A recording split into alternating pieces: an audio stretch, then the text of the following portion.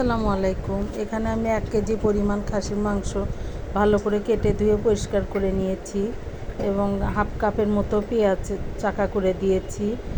আদা রসুন জিরা বাটা 1 টেবিল চামচ করে 3 টেবিল চামচ, আর 10-12টা বাদাম বাটা, হাফ কাপ মিষ্টি দই এবং 10-12টা কিশমিশ দিলাম। সাদা এলাচ, কালো এলাচ, দারচিনি, তেজপাতা, লবণ দিয়ে ভালো করে মেখে নিলাম। অনেকক্ষণ যাবত আমি এটা মাখাবো। আর তেল অ্যাড করলাম। তেলটা আমি একটু কমই দেই মাংসের ভিতরে। দিয়ে আমি পানি দিয়ে উঠিয়ে দিয়ে এটা আমি অনেকক্ষণ যাবত কষিয়ে নিয়েছি। এই দেখেন কষানোর পরে আমার এটা এই অবস্থা হয়েছে। সেদ্ধ প্রায় হয়ে গিয়েছে।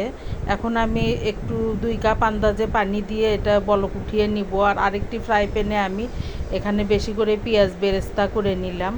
নিয়ে আমি ওই কোরমার ভিতর ঢেলে দিলাম। পানিটা আরেকটু শুকিয়ে গেলে উপরে তেল উঠে আসলে আমি নামিয়ে ফেলবো। হয়ে গিয়েছে। অনেকটাই মজা হয়েছিল। আসসালামু আলাইকুম।